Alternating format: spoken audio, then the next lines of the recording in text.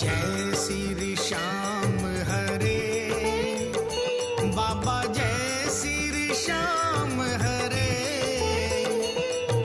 खाटू धाम विराजत, भक्तों के दिल में विराजत, अनुपम रूप धरे।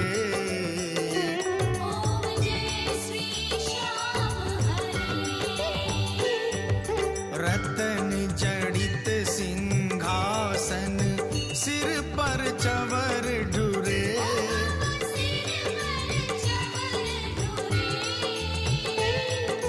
तन के सरिया बागो, तन के सरिया